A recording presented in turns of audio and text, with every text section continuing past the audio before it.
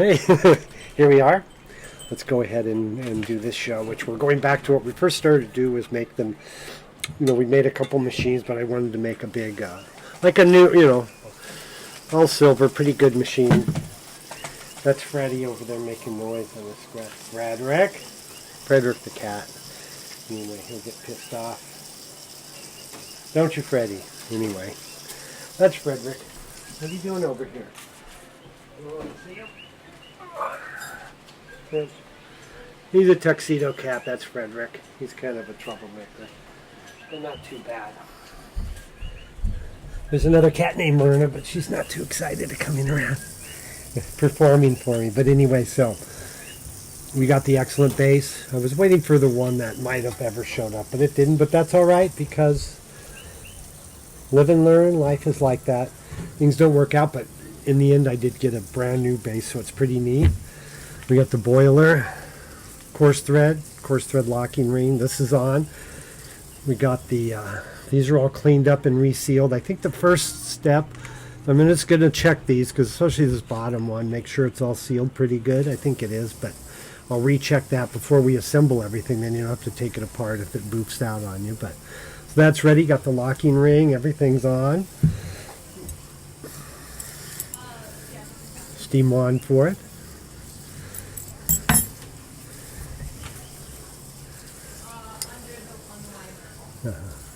Tutor setup, really nice. And then for the I do have an adapter for the pressure gauge, but look, it's not the best of one. I'm probably order this other one that's more expensive, but anyway, I do have this one right now, and what I'm going to do is I'm going to go over. That's what I like to do sometimes, and then I'm going to go in at an angle just so it looks a little different. And I have this nice gauge which matches the one from Tudor, but it has a nice blue face, a little different face, so that'll look really sharp on there. Kind of sit lower, kind of, racy, so that is going to be cool. We got the whole Tudor setup. I've been hanging on to this. I should have put it a long time ago, but I've been distracted with other projects, so that's cool. We got that. We got the sight glass metal one. I had that. I didn't have to order it from.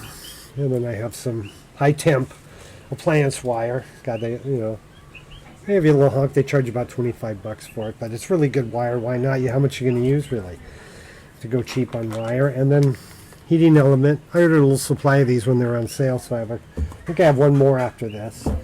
And then, the handy dandy by Tudor. So you have that. So, yeah.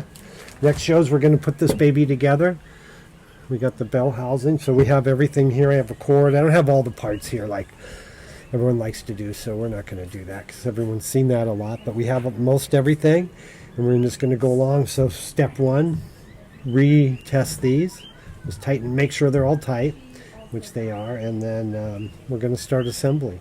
I don't know I think I have a base. I may even go like I have one old rubber base. I may kind of mix the old and new school, but I think I'm going to order the base that fits this one anyway, just to be that way, because it's going to be a fancy machine. So yeah, I'm looking forward to it. It's going to look pretty darn cool with the gauge setup. I thought of having like 2 gauges here and that one with 3, but it might be too much for this machine. I do that sometimes.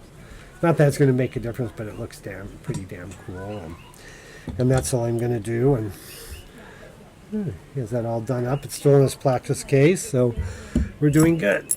I got the old school steam wand ready, and that's nice, and we'll have all the parts, so that's going to be excellent. And we're going to have this show, and then we're going to have another show, which is going to make her coffee, just because she never has made one on a Pavoni, and everyone has all this trouble at first, but I'm going to let her just do one, and we'll see if it is really that hard. Maybe everyone gets too confused by too many things on everyone going on and on about a lot, which is fun with all the weights and measures, but maybe you should just start out with the simple idea of grind fine, tamp light, and just make a couple slowly and get used to it. Don't worry about all the little things at first. Just do the simplest and then expand from there, if you like to. If you do different beans, you can expand out and do all kinds of things. But yeah, we're going to put this together. So maybe just in one more show, maybe two. I don't know. I'm not in a hurry because I kind of enjoy it. It's like doing a fun little project. You don't want to rush through it and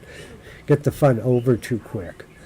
So we'll be going good, and yeah, it's a nice evening. We'll probably make up another espresso here and go in the yard, and then we're going to have a lot more fun. But anyway, so we're finally doing the project that kind of was the start of it all, and we did a bunch of little projects in between, and this project evolved differently than originally thought of, which was one with all the little doodads. But so many people have done that, I don't need to do that.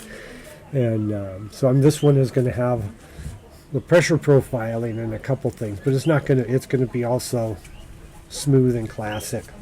It's good, and it's going to work really good, the 2-switch machine, and it's going to be kind of the marriage of old and new, since it's going to be a new machine almost completely, but it's going to be married with like the older boiler, and this boiler is pretty heavy. I might weigh a different boiler just to see if for some reason this year, whatever boiler this is, it feels really good. And then of course we have an older, pretty good shape bale house. We'll clean that out, and we'll do up all the gaskets like we got here, and I think some cleaning putty or whatever. So we got all those babies going, and then I'm going to order a better adapter again. I've had this one, I just don't like. I might use it in a different machine, but I don't know. It's a little bit wimpy, right? But they're cheap, but they're also wimpy, and the little hole's not as big as some of them. I don't know if that's going to really make that. You can't see it really, but that's not going to make that much difference. So voila, that's it. And yeah, we're going to have a lot of fun. In the next show, we're going to do some really cool stuff. And God, we're just a couple away. So 10 people out of the 100, and we're almost there. A couple more are going to win a nice little coffee prize. And, we're not associated or advertising. No one gives us anything, or, it's all just for fun. But I will send you out a pretty nice prize. 10 people will win something, and one person will get the grand prize. And probably be some Hawaiian coffee, maybe a doodad, something like that. So, and we have a Etsy shop now too, so you can go on there. We're slowly putting things. We have a couple rare La Pavoni items, but and a couple collector's items that aren't for everybody. They're a little pricey, but they are extremely rare and complete, and a collector would enjoy them. And then I have a nice pin. I'm going to be doing a whole lineup for every machine. So we have Misty Blue first, and you can go on there and just search for Espresso Classic and the Art of La Pavoni Espresso, and you'll see it on there. So that's it. Nothing major exciting, but it's a great evening, and I think we'll have one more espresso, and we're just making up some jerk chicken and some salad with apples and heart of palm and jicama and a variety of items, and maybe some red peppers and a nice little vinaigrette. So that's what we're going to eat for dinner. And yeah, next time we're going to make some espressos and pop part of this machine together, and who knows, maybe we'll get a hair and we'll just polish it off and build the whole darn thing. Okay.